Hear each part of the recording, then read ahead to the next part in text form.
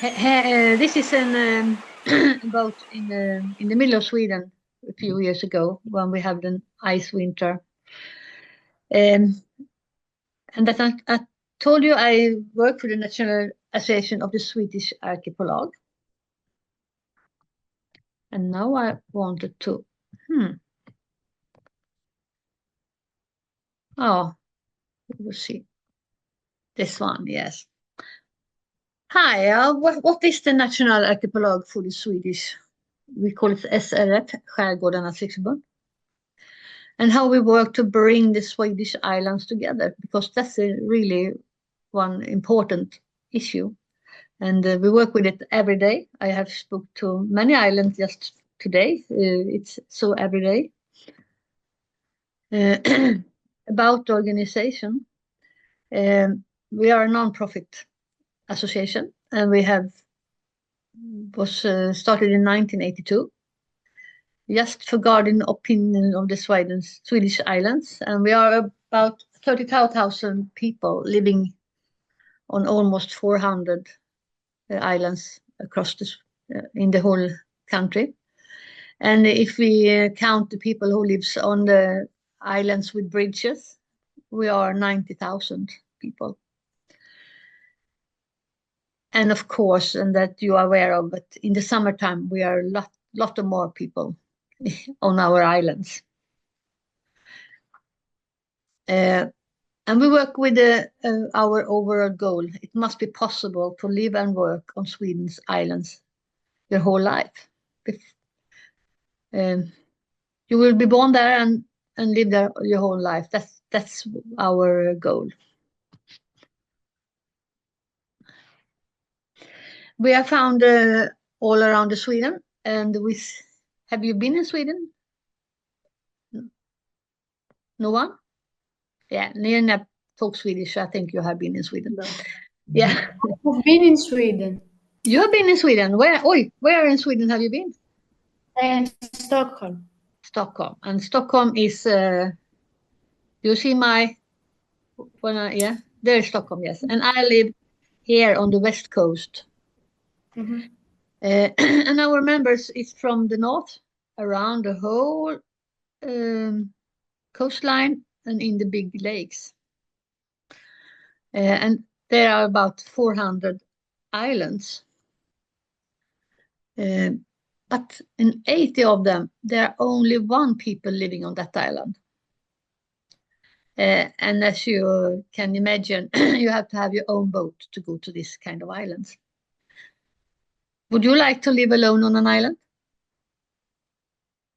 Me, yes. But the thing is, if it's not so cold. It's not so cold. Yeah, no. Yeah, but if you are, it's like in Alaska, because I've been to Alaska and I know if you go to Alaska, the government gives you some money because it is the last frontier, as it has the nickname.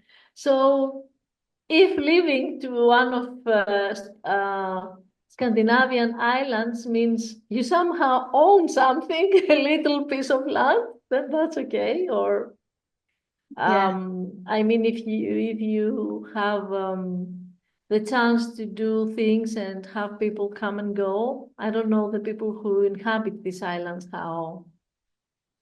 The mostly are older men that lives one in the island because everyone else have moved away. And there's always one people who want to stay. Yeah. But in Sweden, you don't get money to move to the island. Sorry enough about that. But you have to like to be on your own. Especially in the wintertime before it's the ice. You can't go over the ice. It's too thin or it's too thick to go by boat. You are really alone. But so it is in Sweden. And then about the schools a bit.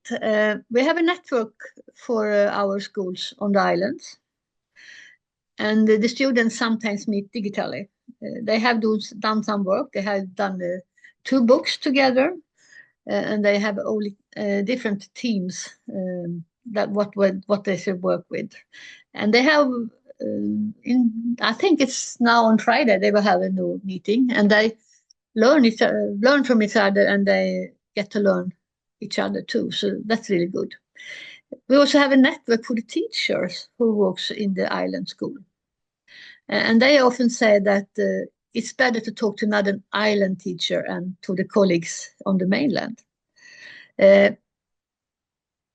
This network we have still from Denmark. They are really good at this team building. So we try to do something like that.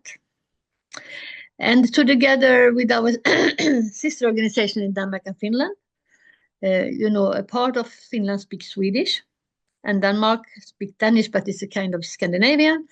We had arranged 2 camps for young people. So we had spoken Scandinavian to each other. And we planned for the 3rd one, and this time we will be in Sweden. And we hope we get money for that, because this is a really, really good thing to connect people from different countries. Yes, here you see Thomas. It's many years ago. He takes the boat to the school. His father had to transport him to the mainland, and so it is. If there are no school on the island, you have to go to another island or to the mainland. And if you have to go to one of these places, your parents probably have to pay for your transportation. This is a big issue in Sweden just now. We are discussing it. The other one is when you start a high school, you usually have to move, because these schools are often located on the mainland, and it's difficult to have the time and to travel every day. So many young people from the islands are moved away from home already when they are 16 years old.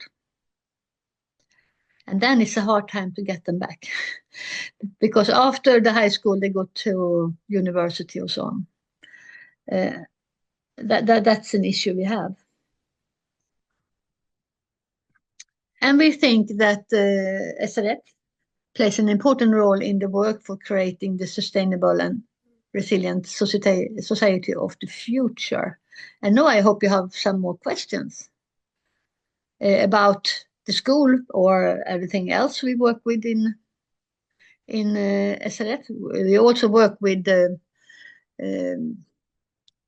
farmers and the fishermen, and how it's housing. We work with the bread bond, the internet on the islands, and all the stuff you can think about.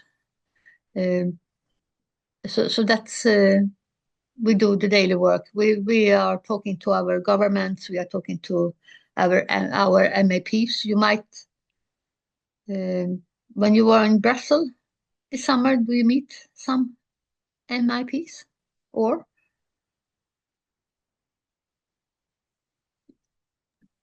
Or they maybe was on vacation when you were there. I don't know. Yeah, I think so. And we also work with, sorry? No, I think so. Yes, we met. It was Maltas. I mean, we were introduced, and we were informed about the environmental issues like this, and energy crisis in general, if I remember well. Yeah. And I want to know, how is it on your island when you're 16? Can you still go in school? Annette, thank you so much first for this, and because there are some people who joined later, I will only summarize. Yes, okay, good. Also Annette is the operation manager of this organization, Hergårdarnas Riskforbund. How do you translate it in English, Annette? I will move it. Whoops. I think we have it in the beginning.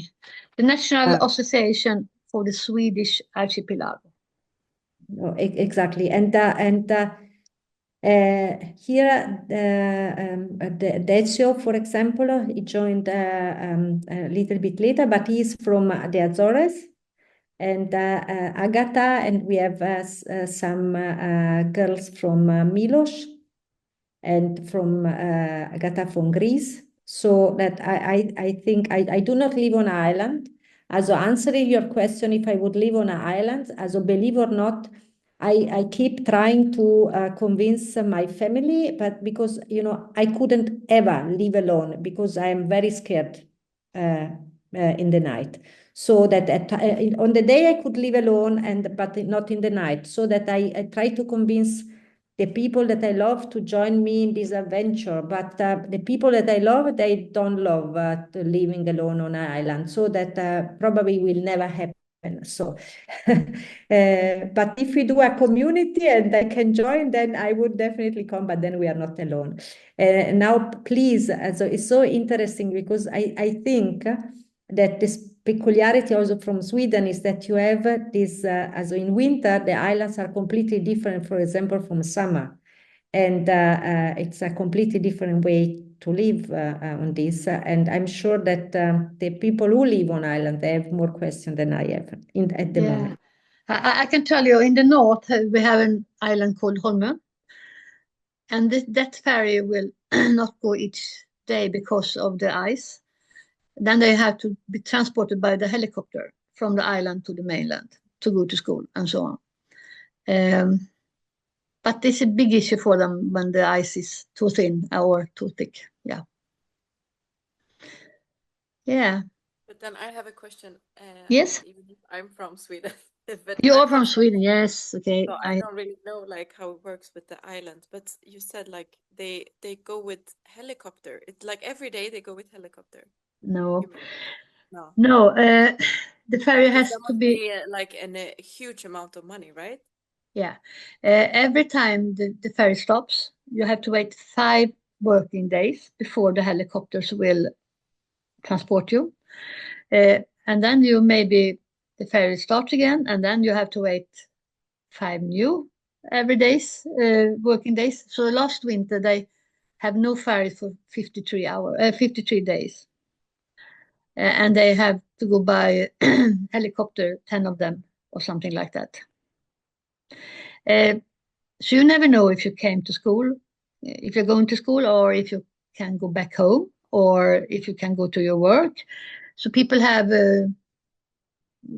two houses. They have they live in the town on the island because of this problem with the ferry. And yes, it's a big amount of money, of course, when you have to transport people by helicopter. But Annette, sorry, a question. How has the population of the island changed over time? I mean, did you have more people living on islands earlier, or what is your experience also having worked for an island organization? You can see on the islands who is close to big city, about outside Stockholm, Gothenburg.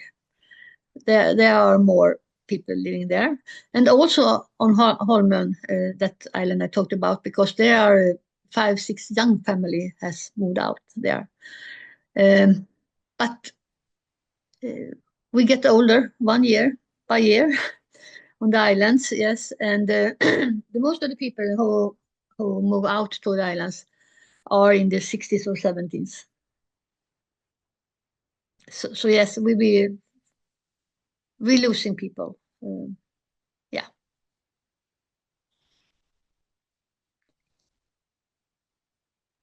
I have a question. I also want to tell, I don't know if Katerina informed you, she's traveling to Milos. So she's on the ship and she doesn't have stable internet. And Yorgos, it's through hotspot because he is in Athens. He moved to Athens.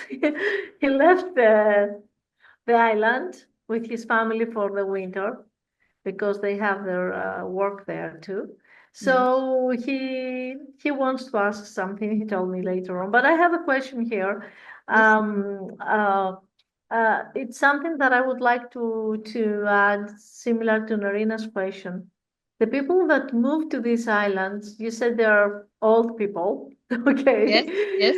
And okay, somehow I'm that age, not so old. But I would like to know is do they come from the nearby inland places, or they just come from any place from Sweden? Do you have a statistics for the couples for the old people? Yeah, kind of. Some of them have lived on the island or have relatives on the island, so they want Okay. to come home again. And part of the people are just people that have a summer house and then decide to move into the summer house. And we also have at the west coast very, very many people from Norway who are moving in and buy all the houses. So the price for the houses is really high. So no young people can buy a house on those islands. But I would say they often have some kind of connection to the island before they move there. Oh, so there is, now I understand it. That's why they choose it. And does it happen for youngs to come in the islands after some years when they're adults, that on the late 40s or 50s or not? I mean that Yes, but it's the problem with the house prices. again. Again, yes, because there are not so many houses or flats to rent. You have to buy a house. And if you want to buy a house on the Swedish west coast in the popular island, you have to pay 10 million Swedish crowns, nearly 1 million, about 1 million euro. 1 million euro. Yeah. My goodness. So people buy this and use them 5 weeks a year. So it's crazy. It's crazy. So the houses belong to the government? No, they belong to the owners.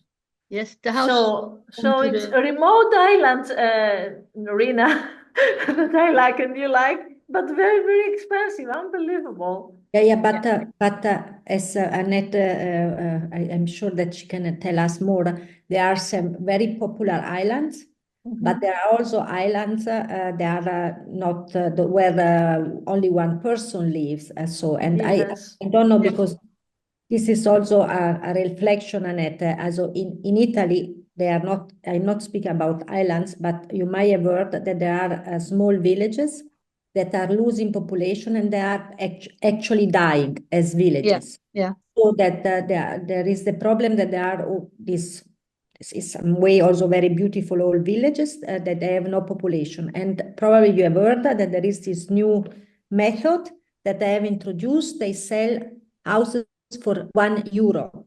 But you sign that you renovate the house and you live there. And they have done in some villages in Sicily, for example, and now the other municipalities are following this also, so that the municipalities, they take over some old houses that do not belong to anyone, that are, actually falling apart, and you can buy them, but as said, you commit to renovate them, so that is obviously it's not about €1 because you have then to invest the money to renovate the houses. But they are trying to find a solution against these difficulties for people, obviously, to live in the province. And I don't know if it is similar also in Sweden. No, older houses are owned by people. The problem is that you maybe have heritage from your grandpa and so on, and you are 20 people to own the house together. But it's not, every house has an owner, and you can just not leave the house. You have to sell it if you want to get rid of it in Sweden. But maybe someone is empty the whole year around. But Annette, the other islands who are in a way losing population, or are all Yes. islands still very? Yes, there are islands that lose population, and some of them is about how often the ferry goes, and so on. It's the services that if it's one kind of service when you will move there and there will you lost the service, then people will move back to the mainland. So of course there are islands that losing people, but relatively stable, the population. But we never know because you have to fill up with younger people. So it is. And it's also about health care and so on. How long is it to a hospital or to a doctor or something like that? Yeah. But we saw under the corona pandemic, many people moved out to the islands during these 2 years, and they worked there and they find a way into the organizations. But now they're back into the cities. We lost them again because it was good to have the house under the pandemic, but they also want to live in the cities.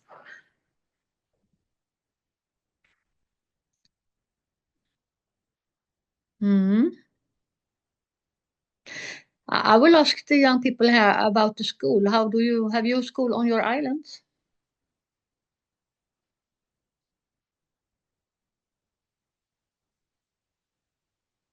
Our friends from Milos, you have schools on your islands, obviously, right? Yes, we do. Good. But when you get older and go to the university or so, and then you have to We have to move to another city, to Athens maybe, or Thessaloniki. We don't have any university here. Okay. But we have all the other schools. All the others. Good, great. And Annette, and you said that you have also if you want this group of teachers who teach on the islands. Yes.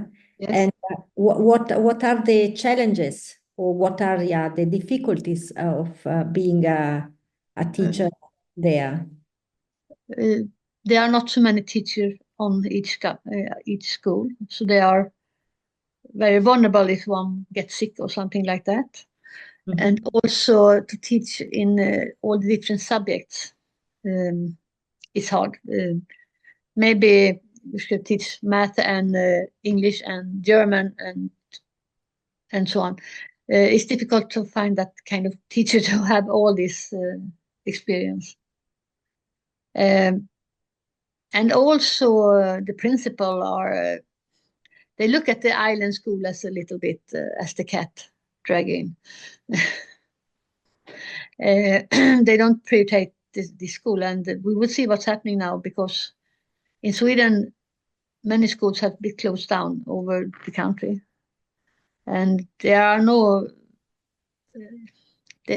every year it's less and less more babies born, so we will see what's happening. But I think that's happening in other European countries too. Yeah, definitely. As you know, I was born in the mountains, and my village is about 1,000 people. And when I was a child, we had obviously a primary school, and there were something like 20, 22, 23 children for each year. And now they have between 1 and 5 children every year, and there is still a school, but they are obviously very afraid that, because if they receive they would have 2 years with only one child or so, then they will obviously at some point close the school, and it's going to happen probably at some point. So it's only a small example of and when the school is closed, the parents start thinking, shall we move to the mainland, in our case. So the school is a very, very important services, and also to have a grocery store. and a ferry. These three things are really important to have on the island. When even if you are 60 or 70 people there. But first the school, they closed the school, and then the inhabitants had to fight for their grocery store.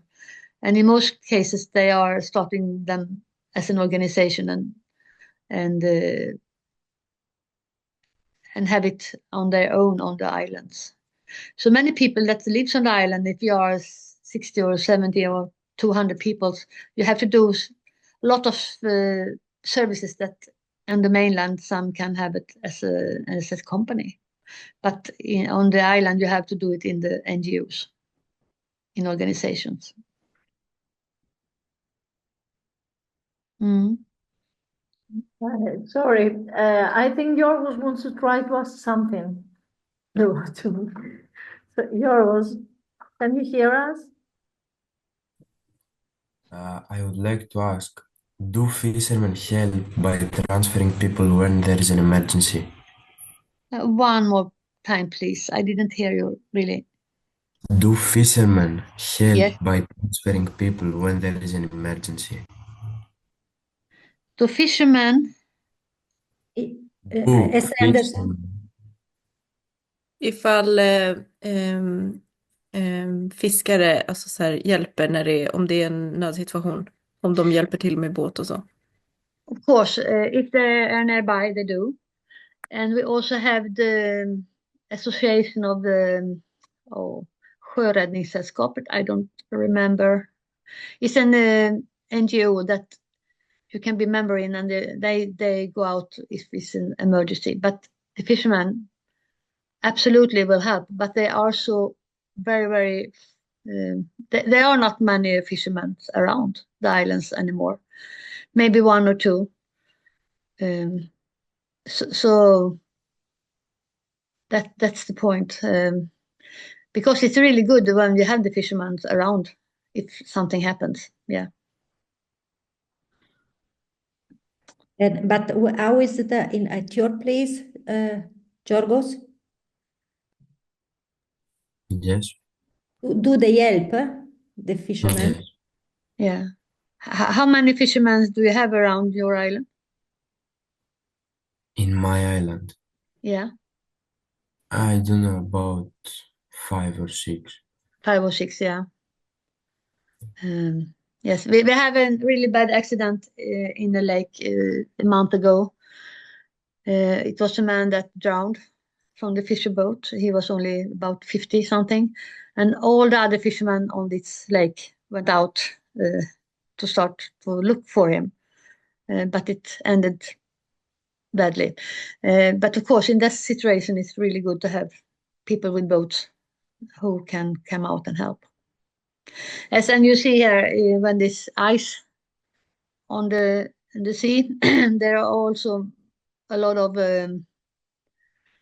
problems because people go out on the ice and maybe the ice is not thick enough, so they will fall into the water, and then people have to save them, of course. So you have to know your water to be safe. Yeah. But in Sweden, the fishery is a very big issue because the small boats don't get the license to fish. It goes mostly to the big boats, and the big boats will fish in the Baltic Sea, and they take the fish to the Skagen in Denmark and don't know what they call fish meal, fiskmjöl. They just do fish food for the industry that the lax industry, the salmon industry, to food for the fish and not for the people. And that's a big question in Sweden just now. Should we fish for food to human or fish for the fish? Well, but it's a very relevant topic, I think, and it's also what you were saying, that the small boats, they do not get the license to fish. Is very interesting. yes, you can't not when the man is nearly always an old man that have the license for the small boats, and you can't give it away to your children. You have to apply for a license to the HaV, Havs- och vattenmyndigheten, and then they decide if it's enough fish in the water to get a new license. And Annette, sorry, one question, because one of the topics that we were also discussing over these 2 years, it is also about heritage, also the Yes. specific island culture, because it's also about a culture that, Yeah. how do you see it, or how can you tell us a little bit about it? Yes, on nearly every island there is a museum about the old time on the island, and nearly all the islands have built boats for 100 years ago. You will see that kind of boat they built on these islands. But there's also all this history, and the storytelling is really, you have all these stories about how it was to live on the island 100 years ago. And I think people try to remember them and written them in the books or something like that. But it's also the lifestyle is a kind of heritage. You learn how to live on an island. You have that knowledge if you are born there. But of course, when people from other countries or from the big cities move into an island, then everything gone different. We have a problem today. I spoke with a very small island. We are only 5 people, and the municipality have closed down their water because they have an issue with another organization on the island who is organized by the summer people, and now the people who lives there whole year around don't have the water. So we will see what's happened with that. It's always something that happens somewhere. But of course, you see, this old boat have its history, and I think people are really good to try to remember what has happened. And we also see in this period of time when the military also come back to the islands because of what's happening in Russia and Ukraine. And that is both good and bad, because the military wants more service on the island, and maybe that's good for the local people also, but we will see what's happening. But in Stockholm's archipelago, the politicians want to have people on the island to see what's happening outside the islands, and that's important too.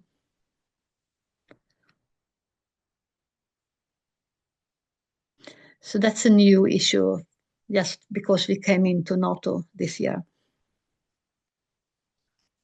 We will see what's happened with that. Mm-hmm. Very, very interesting. Yeah. And Decio, how can you relate to this? Or how because Decio is from the Azores, and Yeah. the islands are obviously bigger, but I don't know if there is something that you can relate. Yeah, I can speak a little bit about our experience. In the Azores, we are a group of 9 islands. The biggest one, it's 100,000 people living there, but the smaller one, it's only 300. So I can see in somehow some things that are similar to your experience. But to be honest, your experience is even worse. Why? Because I know that you have tough weather conditions and so on that makes everything harder. Well, in our case, sometimes they get the Corvo Island, which is the smaller, they get very isolated. but normally they are not so isolated since they have planes almost every day, at least one plane. And well, it's kind of easy to go from the second smaller islands to this smaller islands. But the thing is, when the weather doesn't allow, and sometimes, well, they keep a little bit isolated, but not as much as you tell us. Anyways, the problems themselves, the issues themselves, they are quite similar. And somehow, even if it's different, because we are Azores and you are in Sweden, but it looks like the same thing, the same issues. The thing here is that it's not so cold though. It's not so cold here, so it's quite a little bit hotter and green. But well, but the issues are quite the same. Well, they have school over there. They have a school over there. They have children, fortunately, but for sure they face these issues that are very, and not only due to this kind of as I can say, we are speaking about things that are practical issues, but it affects people mindset over there. I don't know, in a small island like you, maybe it's different, but in our islands, we can see when I'm speaking to to the inhabitants of Corfu, they have a very different mindset in the social level. It's much more difficult to get social and so on, to get things done. It seems that I used to say that once you are in Corfu Island, it seems that the time is heavier than it's in the rest of the Azores. So that's a little bit about our experience. Well, to say in our island, well, for sure it's not a big island, but it's not so small. Yes, I understand, and that to move to an island and get to know people, it's a bit hard. I worked on a small island out the Swedish west coast. There are about 80 people living there. I started there in September 1993, and I saw the old ladies looking at me when I come walking from the ferry. So I just wave at them every day, 5 days a week. In March, they opened the window and say hello. Then I was accepted. So you have to approach the island's people in their own way. At least in Swedish islands. I think it's the same in the Cycladic Islands because you are a foreigner. Yeah. For example, they call me, you are Xenikia, you are Xenos. Xenos, you're a foreigner. In fact, like the ancient Greeks used to say. So it's the kind of the trust is built because there is the thinking that if you want something from them, why you care for their land, for their island, why you do some things. They just wonder and they're very precautious about sharing things. But once they get to know you, I think, they become to trust you and to realize what you want to do. It's not easy. It's their island. It's not my island in my case. But you have to rely on each other. Sorry? Yes, you have to rely on each other. But we have to rely on each other and, for example, the organizations or the people who care for the islands in general around the world, they do that because they love the place, they love the people, and they want to make some good changes in a good way. And I know this is difficult to be accepted and you need help, you need volunteers, you need the young people. That's why we do all these things, just for the youngs to understand, to protect their islands.